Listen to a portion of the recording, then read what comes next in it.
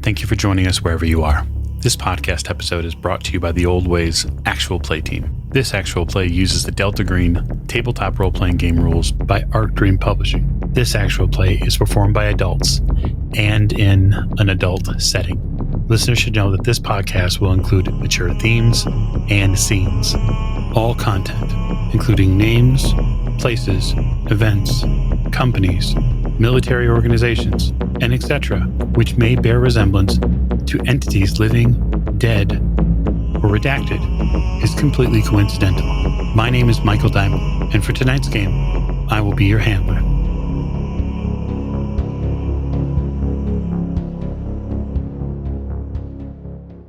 Thank you for joining us again on another episode of the Old Ways Podcast. I am your handler this evening, Michael Diamond, and we return to Ocel and the adventures of Ocel in Red Hook.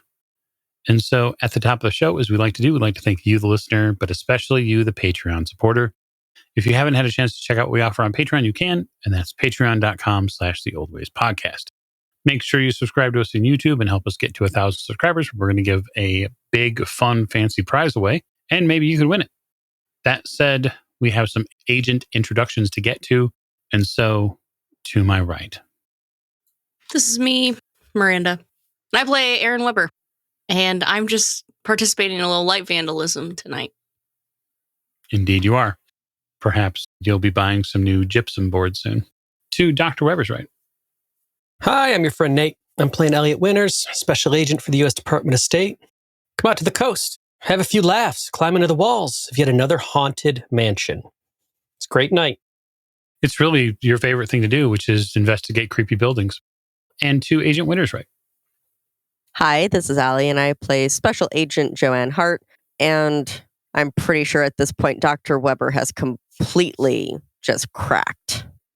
It's possible you've seen Dr. Weber crack before. Perhaps she's doing it again.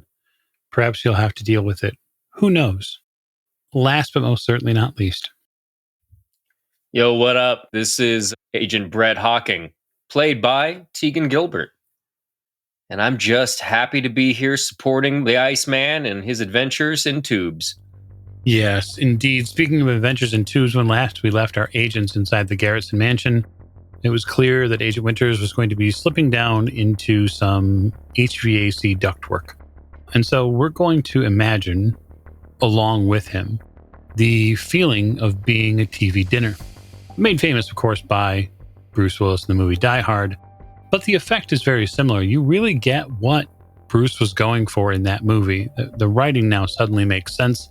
As you tip over to head down after whatever it is that you saw or you think you saw, the gravity of your situation suddenly becomes very relevant. You're only on the first floor, which means the ductwork can't go terribly far. And so when you dip into this, behind this wall, you sink about 6 to 8 feet pretty rapidly. I'm going to allow you a strength roll or an applicable skill, given the circumstances, to see if you can prevent yourself from dipping further. When you say dip, is the ductwork falling or is it on an incline?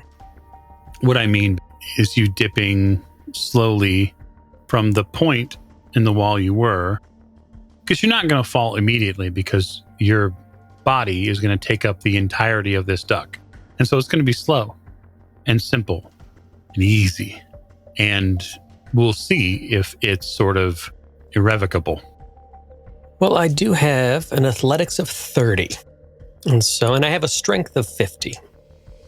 Okay. So I think with your strength of 50, I don't think it's high enough to say without a roll that you'd be able to stop yourself. All right, I'm going to roll strength. That's a 22, under 50. Oh, fantastic. So that is a critical success. You are able to stop yourself. And most importantly, you use the lip of that ductwork where the grate is, and you hook your feet, the tops of your feet as you're suspended upside down. You hook them so that way you can't fall all the way.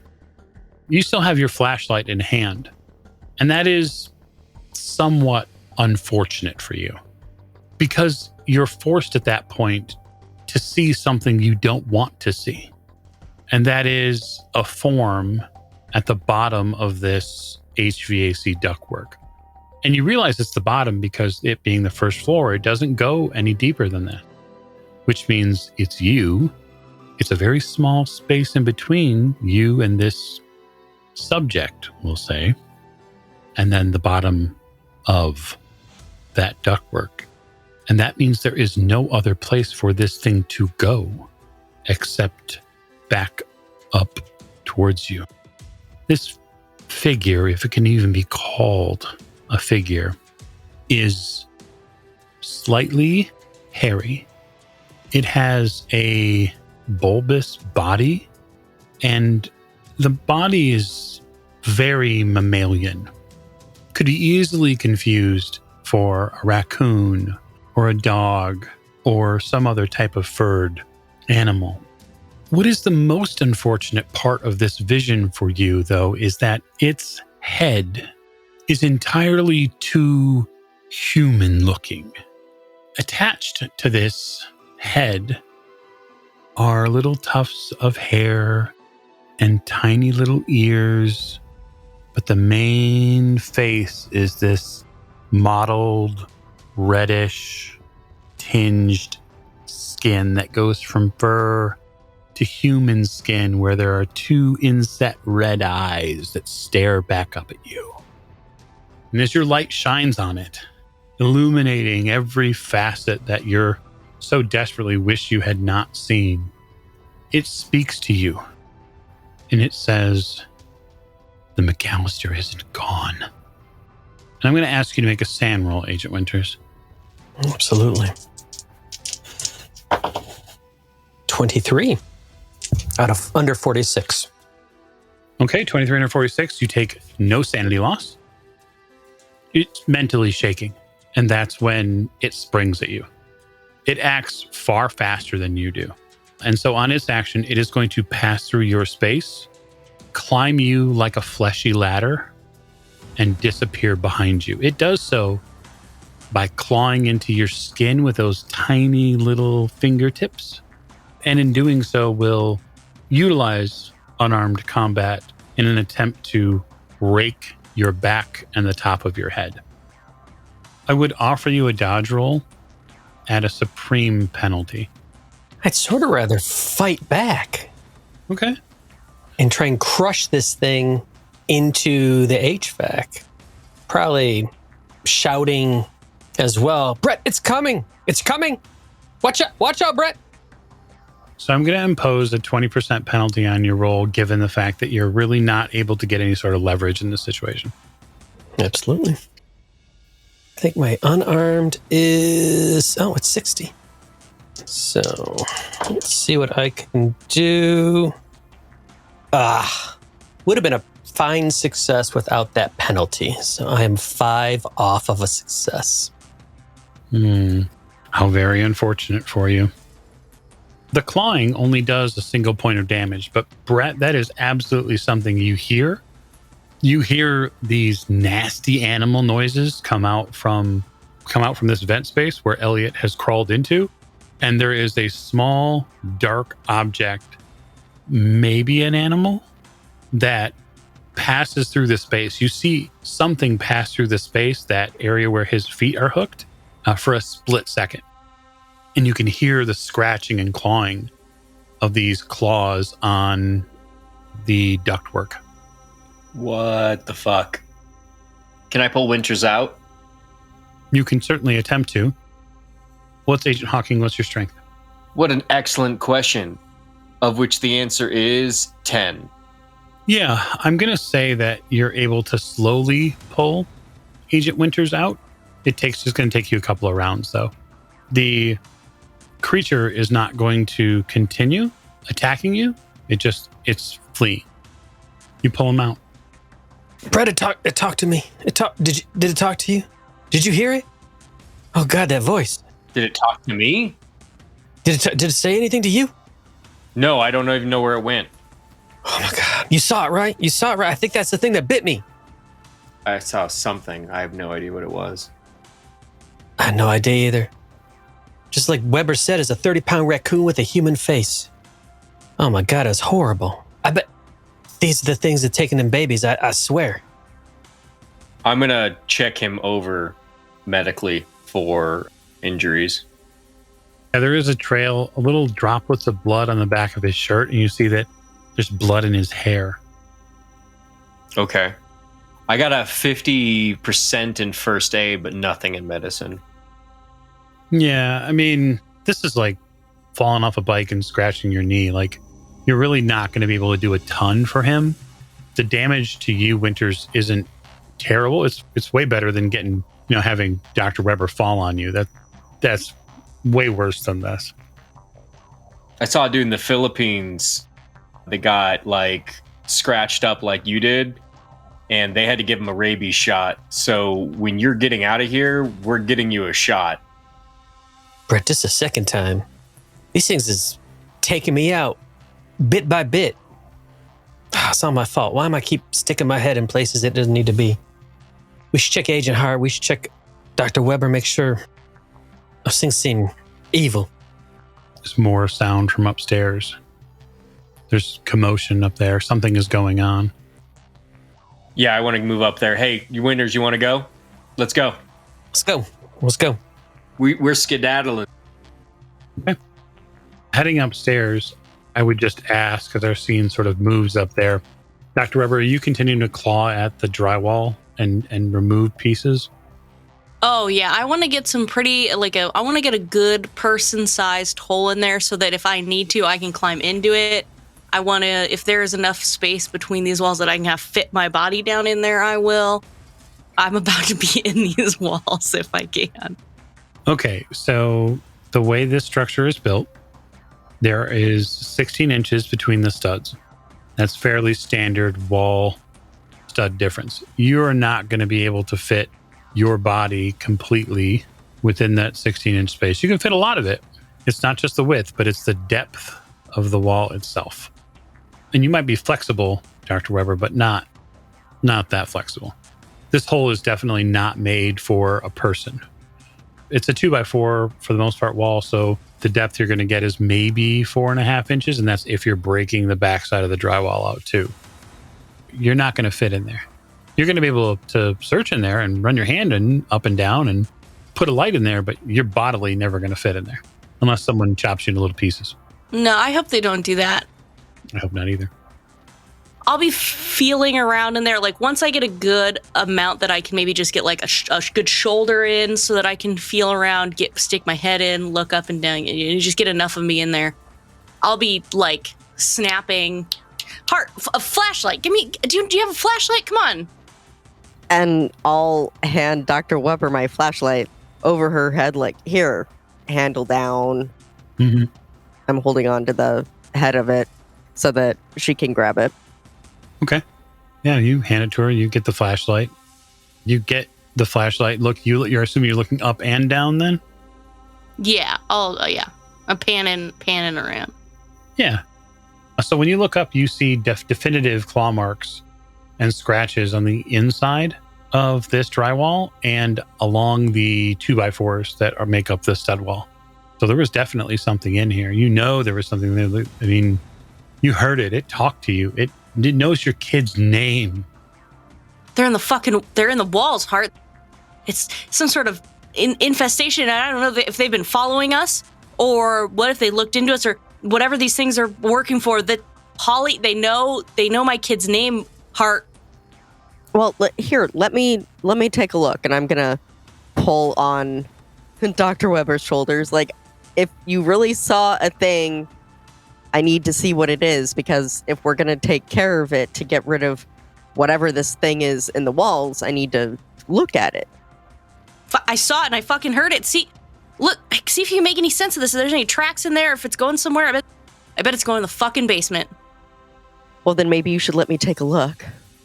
Yeah, I'll give her the flashlight and let her. At this time, Agent Winters and Agent Hawkins arrive on the second floor. It is very easy to hear where this sound is coming from. The two of you eventually work your way towards the front of the Garretson mansion, and you see that there is a library, which was once very opulent, that's had a couple of bookshelves knocked over. and it looks like one part of the wall, the drywall, has been ripped away. Weber, Hart, there's something in the wall. Oh, they know. Careful. There's something in there, and it talks and it scratches, and it's evil. I know, Winters, it knows who my kid is. I don't know if it's been in my house. It could take my kid.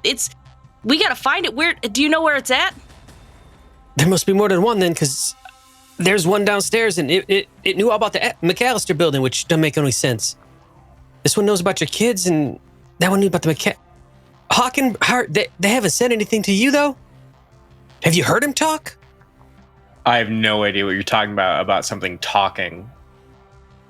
I got up here and Weber was just freaking out. I haven't seen or heard anything, and my head is still like kind of looking in the wall, so it's a little bit muffled. Mm. I'm trying to find whatever Weber was talking about, but I don't see anything in here, and I'm like shining my flashlight all over the place. Outside of seeing the scratches, I don't think I see anything else. Nothing in there, Hart? Doesn't look like it. No, but can you see a path? Like, can you tell which way it went? Or, like, I don't know, is there droppings? There's probably more than one, like Winter said. Yeah, I mean, for you, Hart, the thing that you pick up on is that the majority of the scratches in the drywall and on the 2x4s definitively go up. Like, you can see them in the trail of the flashlight. I'm going to make the poor decision to, try to stick my head in as far as I can and very slowly pan the flashlight up the wall, like really take my time and see how far these tracks are, how far they go like into the wall. It's hard to say. They definitively go more than 10 to 15 feet, which means they're definitely on the next floor. And like, how deep are they? Can I see them like at eye level going further, deeper into the wall, not just up? No, they for the most part look like they dig in here at this level or a little higher and then scoot up. Okay. So I'll pull myself away. Hey, where's the whatever this is? The scratches, at least in this wall, go up. And I still have the flashlight up there. And I will move aside so that Winters or Hawking, whoever, can like see it, the trail in the light. I believe you. I'm going to take a couple steps closer over to Dr. Weber. I'm just thinking out loud. Now, these things move into walls. There ain't no way we're going to catch them in there. We got to figure out where they're going, where they're coming from. Unless we bust out every wall and it doesn't make any sense. We ain't gonna catch them in this way. Jesus. We got to get into that basement. That's all I can think. The sewer pipes and the grates and the manhole covers and all these small spaces where these kids have been taken. It makes sense that these things, and Handler, just to verify, the thing that I saw was small enough that it would have fit through these different openings that we've seen. Yeah, sure could have. So that's definitely what I'm thinking.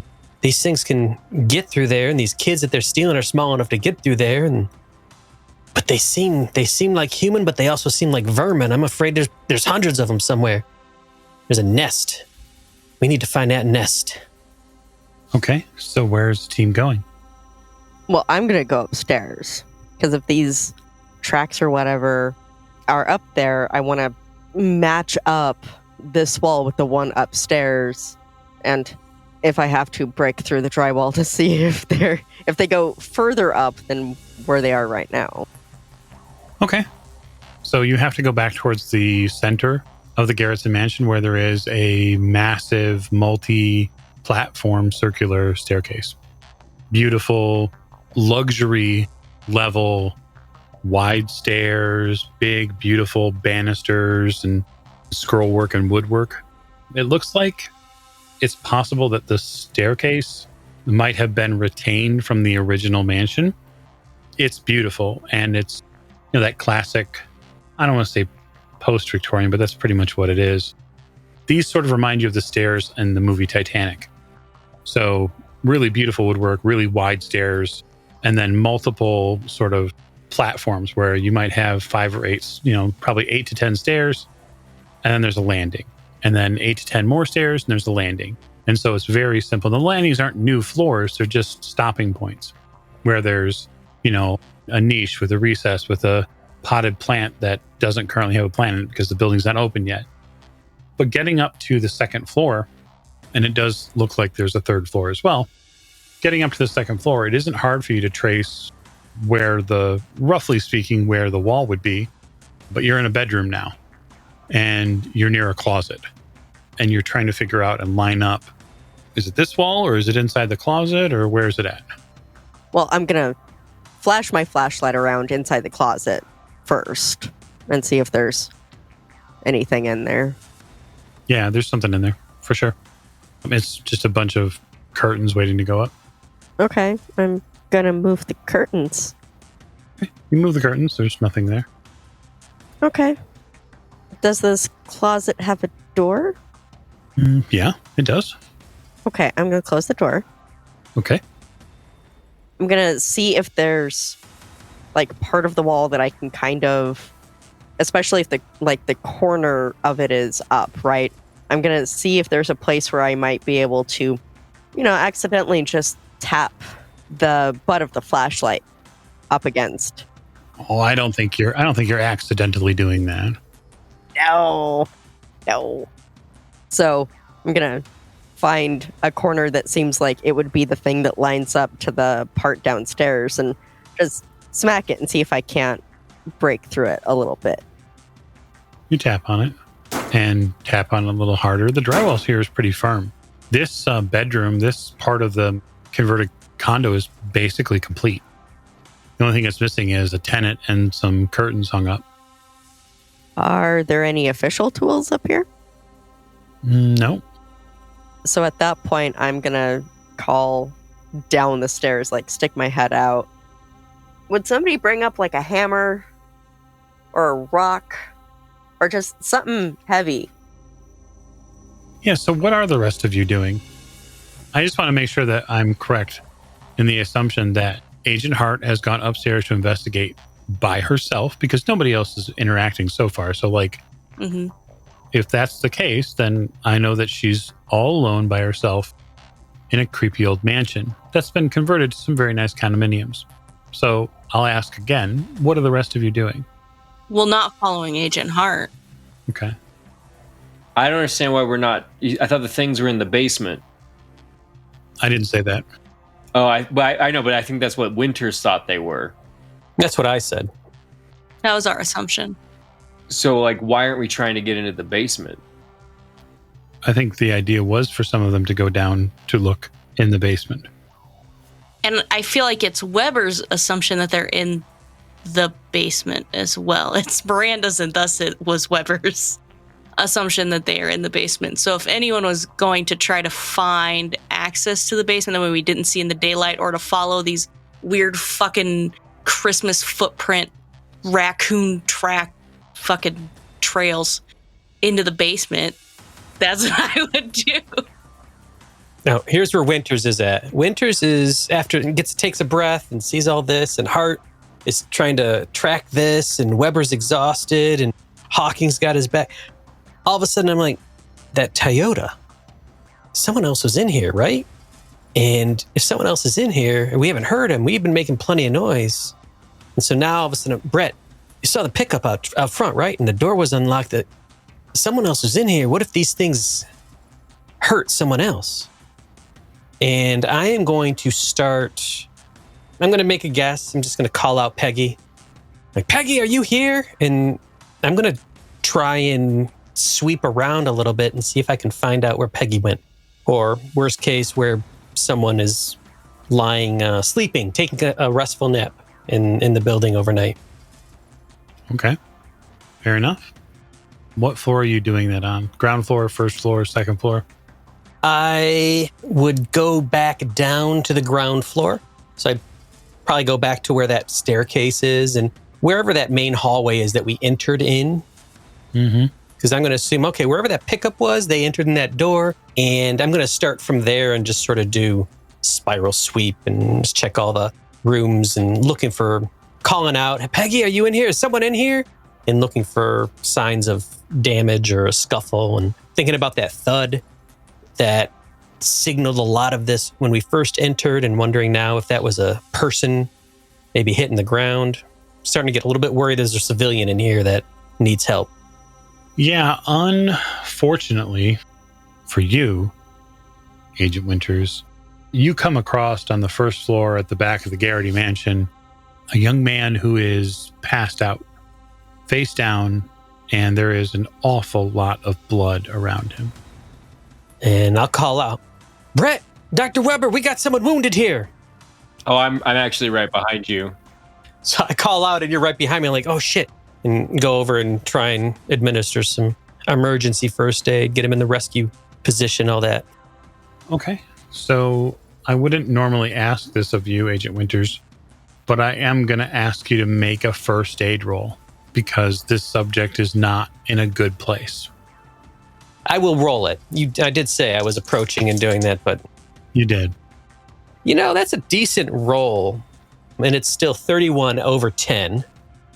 So it's a failure, but not a fumble by any means.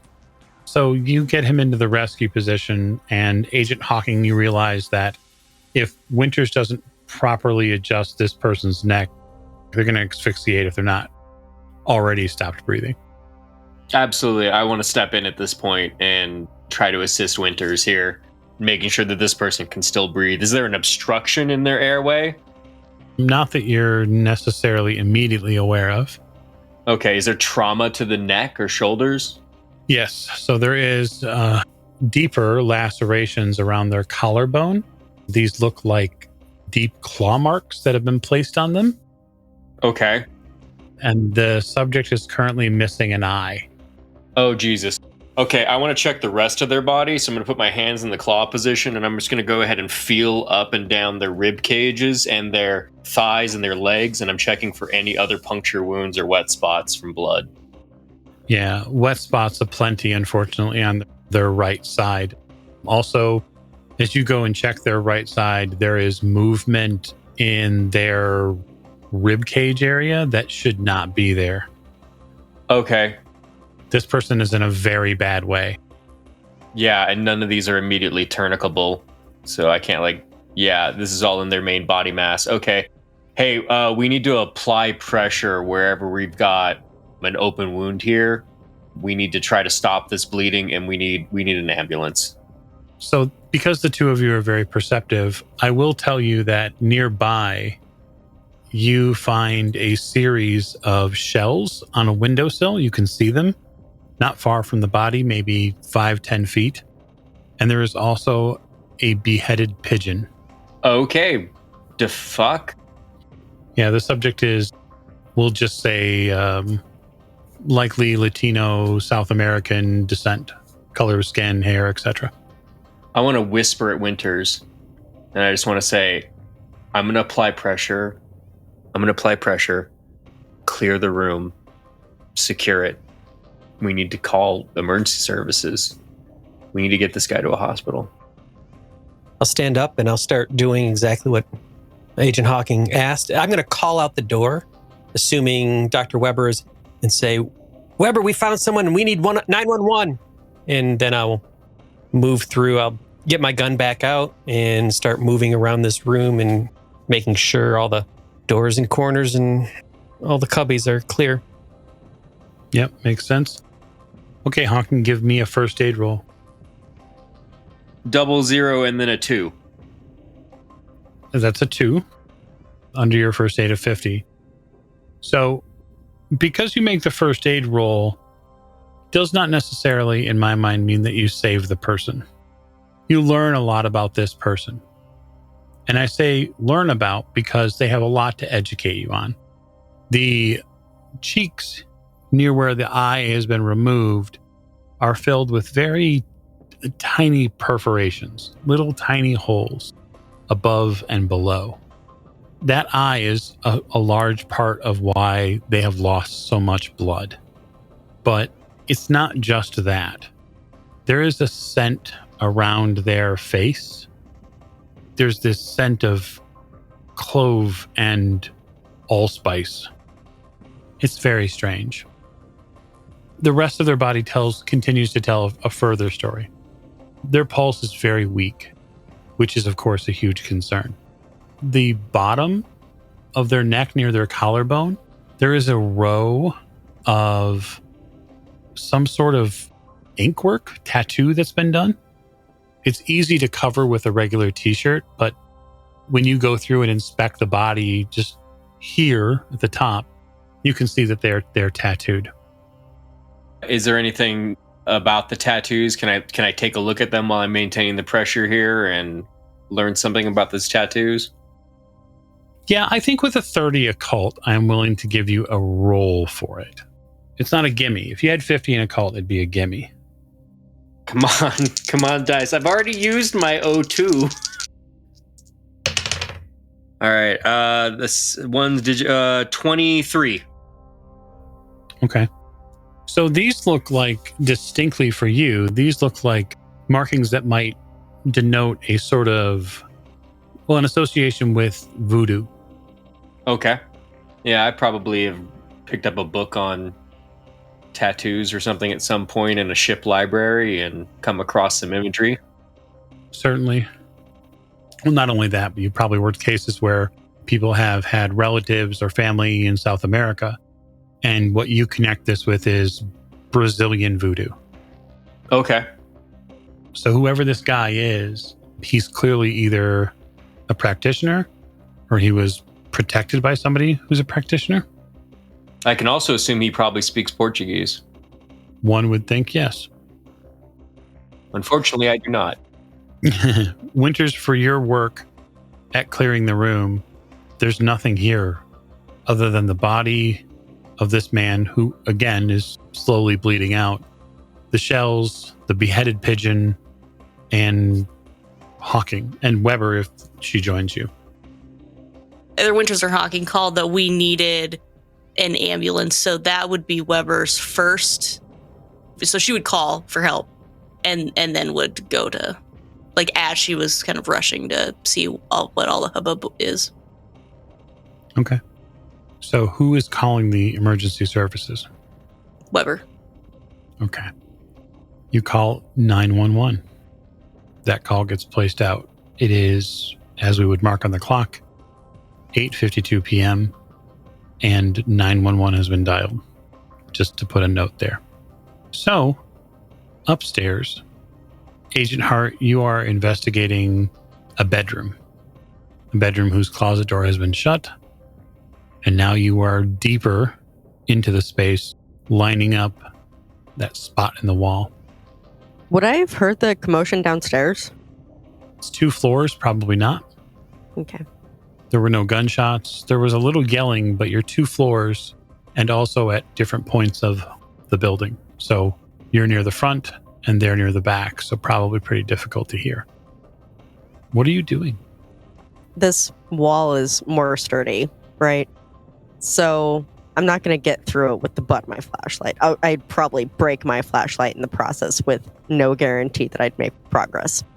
3/4 inch drywall, probably not. But I mean, do you really want to punch a bunch of holes in the drywall? Not with my flashlight. I don't know, whatever's handy.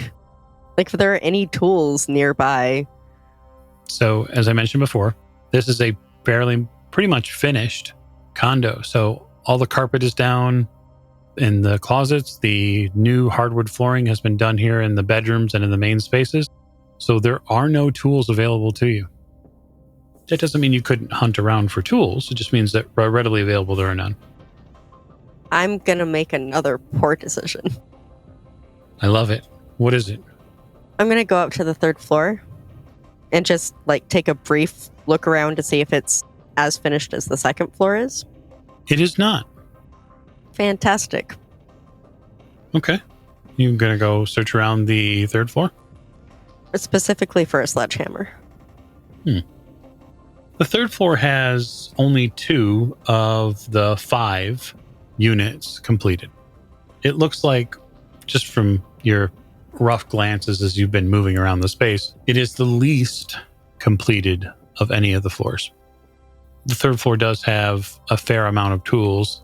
If you're looking specifically for a sledgehammer, though, I'm going to have you make a... Alertness is 40. I'm going to have you make a roll for it. Okay. 19? So that's under my 40. Yep, it sure is. So you hunt around and you eventually enter one of the units, and there is what looks like, a 5-pound sledge here. So not the full, 3-foot version, but it's a hand sledge. It looks like they're doing some framing in here, or were. I'm going to switch out my gun for the sledgehammer. I'm going to holster my gun and carry the one-handed sledgehammer with my flashlight and head back down to the second floor. Okay. You holster your gun, you hoist the sledge, and then sort of get a firm grip on it, and then turn to go to the doorway outside of the unfinished condo that you're in. And you hear a voice say in the room, "Are you leaving? Don't leave." After that baby doll incident, I'm not inclined to hang out where there's voices. Nobody wants that. I'm gonna book it down the fucking stairs. Okay. You take a step, and as you take a step, you stumble. Your knee hits hard into the ground, which is, at this point, just some wood flooring, and you scramble to your feet. And so you slow your progress of getting out of the room, and you hear, "You're going to run away just like you left your sister? That's not very nice." I'm going to take a deep breath, right? She left me. It's hard to leave someone when they're the one who disappears. Are you saying that without turning back into the room or facing the room? Yeah. I'm sure she still loves you. Maybe I'll find out and maybe I won't. Maybe. The voice sort of hangs in the air. Am I able to go down the stairs now? Totally. But before you do, you're going to make a sand roll for me. Yeah, of course I am. 100%. My sand is 60. And I don't know if that's good or bad. I rolled all zeros. That's terrible, actually. We'll just say that on a sand roll where you fumble, which is what 100 is, it is a fumble. I will roll this. I should just give you max sand loss, but I'm at least going to give you the benefit of the doubt and roll. Okay, so you are going to lose 5 points of sanity from the unnatural. Oh, fantastic. No, it gets worse. Oh, good. It gets worse. That's my favorite thing to hear. I know. You are going to suffer a temporary bout of insanity. Okay. I'm going to give you 3 distinct paths. You may flee, you may struggle, or you may submit. I think realistically, I wouldn't flee because this thing has hit the hardest part of everything I am. It's taunting me with my missing, possibly dead, possibly alive, in limbo sister. And I think I would end up freezing. Maybe not like crash to the ground, but end up just falling like into the door frame. Yeah, so that's more the submit route. Yeah. So you shut down, and the narrative for you stops. We'll leave you there. Back down on the ground floor, 2 minutes have passed since that phone call to 911. But I would like to know from Dr. Weber, when you hear on the other end of the phone, 911, what's your emergency? What are you telling them? Me and my coworkers were at the Garrettson mansion, and someone's been hurt. You got to send an ambulance. Okay. All right. Stay calm. Garrettson Mansion. Okay. That's in Red Hook. Let me just hold with me for a moment. Can you tell me what's happened to them? He called over me. I'm like rushing in with my phone and remind me what I see of them crouched over the body. The body has been turned over. Agent Hawking is working with the subject, trying to keep them propped up properly or in the correct position. And the subject is missing an eye. Mm-hmm. And they are bleeding from multiple points in their body. A portion of their gray sweatshirt is red on the right-hand side. Mm-hmm. And they're laying in a pool of blood. And Brett's hands are bloody. And there's a dead pigeon over there. And holy fuck, what happened? I'm going to translate this onto the phone call. I don't know, there's so much blood everywhere, and there's a pigeon, and they're missing an eye, and there's just so much blood, but my friend's working on him. I don't know, I think, Brett, do you know, is that CPR? I don't know, you just gotta come fast. Send him fast. Okay, we will be right there. Just have them send a paramedic team. He says that's the ambulance. Brett, they're coming. She said they're coming, we just have to remain calm. I don't know if it was raccoons. There's raccoons in this place. Okay, so the lady on the phone works very diligently to take your information down. So she says, "Okay, ma'am, can you give me your name, your full name, first and last?" It's Dr. Jane Smith. Okay, so here's what I'm going to do to you, Dr. Weber. To me? You bet. I'm going to force you to make or exert willpower to keep the cover of the conspiracy, because you are being asked a question that you do not want to answer. No. In a moment of extreme stress where you cannot, under any circumstances, tell the truth. Yeah. Unless, of course, you fail. Yes. I'm going to have you make a POW roll for me. POW times 5. So your POW times 5 is 60. Mm-hmm. So if you go ahead and roll that, we'll see if you can keep your shit together. I rolled a 33 under 60, like we said. Fantastic. Not only do you do very well, but your Dr. Jane Smith comes out very clean and very level. 33 is a critical success for you. And so you come off calm and collected, gathering yourself. And the thought that runs through your mind is, I've seen a man eat radioactive material. This is nothing. Mm-hmm. And you feel this calming sensation come over you. You get yourself wrangled. You contain your emotions and in a few short, very important breaths. And of course, none of the rest of the agents see you do this, but you know that you can handle this. She takes your information down and tells you that paramedics are on the way and that you should stay on the phone with her. I hang up. Understood. And was all that in earshot? Oh, yeah. Yeah. Oh, I'm right there. I'm right there shouting it. Yeah. So I'm going to get on the phone, my phone as well, and I'm going to call Bloomfield. Okay. And also shout out into the hallway, Hart, we've got to get out of here. We've got an ambulance coming. We can't be here.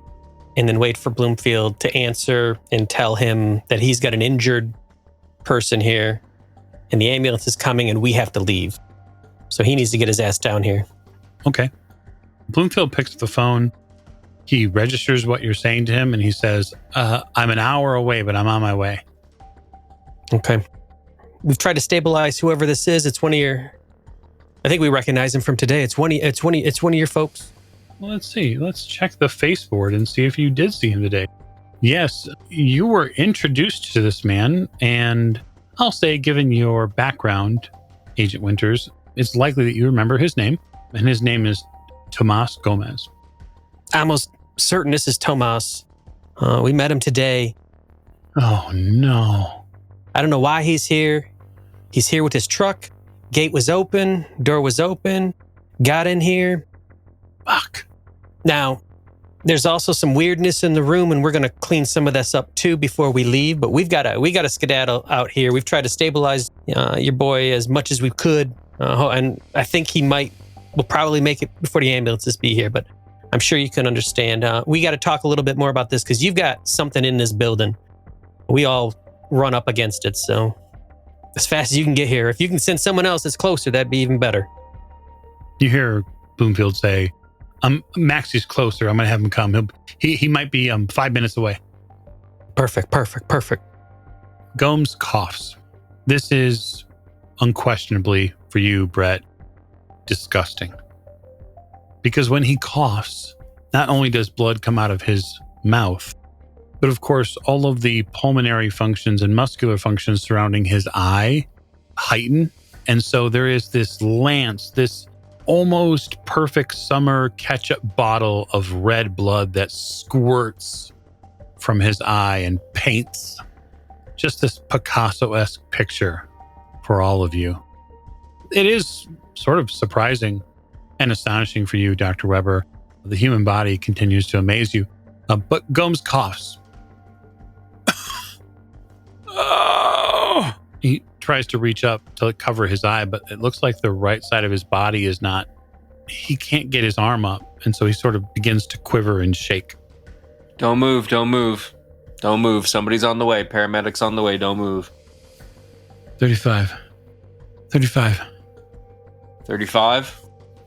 35. What's 35? What is 35? He begins speaking in a language you do not understand. It is likely Portuguese. Okay. I do my best to memorize some syllables. Yeah, you do your best. He's in shock. That much you can tell. He's likely dipped into and out of consciousness. The pool of blood beneath him grows. This is not good. Hey, I don't think he's gonna make it. You hear that, Winters. You hear him say 35. What are y'all doing? That's my question now. We gotta go, right? Like we can't be here. Okay. The three of you are in the same room. Weber, can you collect up that bird real quick? I'm gonna find Hart. I don't know why she ain't responding. Really? Weber, who loves birds? Weber, who loves birds more than anything, you want Weber to scoop up the dead bird? Mm-hmm. Fine. Hart! Where the hell are you? You call out for Hart over and over, Agent Winters, and Hart does not answer you. You begin to hear the callbacks, your own voice, the echoes around the Garretson mansion. Ooh, that's good. Not good, but that's good. Fuck. The clock is ticking. Did I have an idea what direction she went off in? You know that she was going upstairs. Shit. Weber, Hawkins, I'm going to try and find Hart. You get out of this place. Are you sure? Less of us found is best. Okay. I'm going to grab Weber's arm and we're going. I can't leave her. I don't think we can leave her. Weber is cradling the dead bird and we're going. Winters, you head up that spiral staircase, the big, wide one, and you cannot help but yet again feel that there is some parallel between you in a rush, heading upstairs into the unknown, and you're going to have to go to the third floor again. And you get to the third floor, and all you see at the landing of the third floor are those tiny little red footprints, one after another. It doesn't take you long. The third floor is only so big. It's much smaller than the rest of the Garretson mansion because obviously it goes up and gets a little smaller. Finding Hart isn't hard either because the flashlight shows you the way. There's a flashlight, which is splashing light across the walls here, illuminating strange 2-3 black lines, maybe like some strange shadow puppet.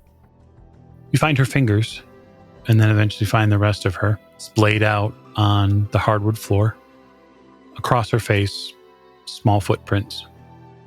And it looks like along that arm that held the flashlight at one point. Tiny pinpricks dance along it from the crook of her elbow all the way up to where her wrist is. She's there. You don't see any blood. Should I roll sanity before I take an action here? I don't think you should have to roll sanity. There's nothing here that, well, it might be uncomfortable. It's not actually traumatic. There's nothing unnatural here. Heart is still here. She's in one piece. She's just passed out. All right. There's also a sledge nearby, like a hand sledge. It's left an indentation in the wood floor. Looking around the space too, this is an unfinished condo. And I'm going to have you roll alertness for me. Got a 50 in that. Let me see. 39. Under 50. You look back the way you came just to check your 6 to make sure that there's nothing coming up behind you. And the door to this condominium is 35. A voice takes over the space. It's the same voice you heard before. I left her for you, Elliot. I only touched her a little. I'm going to start grabbing up Agent Hart, try and do a fireman carry. I'm going to call out into the darkness in that same direction. I appreciate that. I'll be back. And when I do, we're going to have some words. Talk about this little gift and other things, you son of a bitch. You mark my words. And then I'm going to try and carry her out of the Garrity place. Yeah. It's a struggle a little bit for you, given the previous damage you took, the flare up in the knee, etc. But it isn't impossible by any means, and I won't require a roll for it. Fireman carrying is a great way to preserve leverage and to distribute body weight. That's why firemen use it. They use it to do exactly what you're doing, which is to carry someone else out of a building. There's a tiny scratching sound behind you. It chases you out of the building, in the sense that you hear it the whole way down. You recover Agent Hart and are able to exit the Garrity mansion whole, complete. My question to you is, before EMS arrives, where are you heading, Agent Winters? So we had 2 vehicles. I'm going to assume the other 2 took one. I'm going to go back, find the one that is left, load her in. I'm going to take her back to my place. Okay, so you leave Red Hook. You go back to your personal home. My question then for Hawking and Weber is, where are the 2 of you driving off to? We have hotel rooms, right? I mean, I assume that's where we would go. Absolutely. You head back to that motel. It's not too far from here. It's not necessarily the nicest motel or hotel. It isn't even a Holiday Inn. But the point is, you're able to get away from the Garretson mansion before EMS arrives. For you, Agent Winters, you get Agent Hart back to your domicile.